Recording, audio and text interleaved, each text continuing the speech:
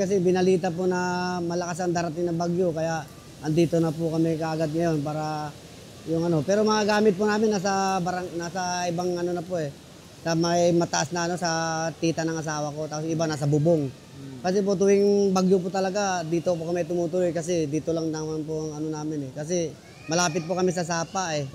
Kasi pagka ano po, yung tulad pong mga nakaraan bagyo, baha, umaabot po lakpas tao yung tubig sa amin.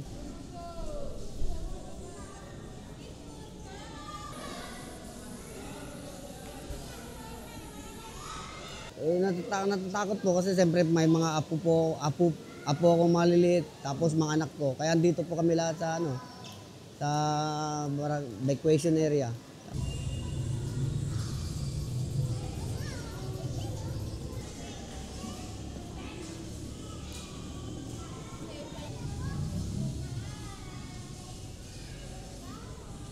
Kinakabahan, may ano din, takot din kasi syempre hindi mo naman malalaman kung malakas or sobrang lakas. Kaya talagang kinakabahan talaga kami, lalo na may mga anak po ako, tas yung asawa ko namamasada pa. Kaya talagang evacuation center talagang bagsak talaga namin.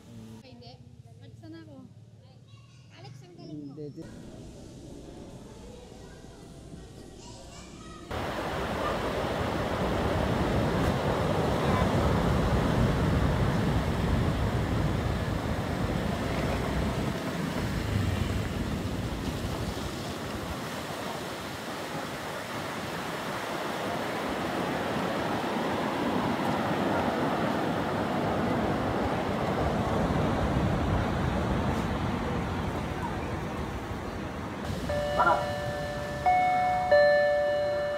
Hindi yata yun, buko eh.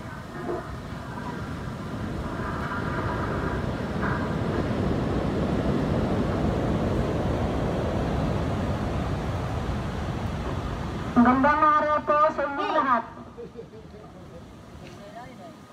Pinababatid po ng ating punong barangay na lahat ng nasa tabing aplaya ay magsilikas na sa mataas na lugar. Salamat po.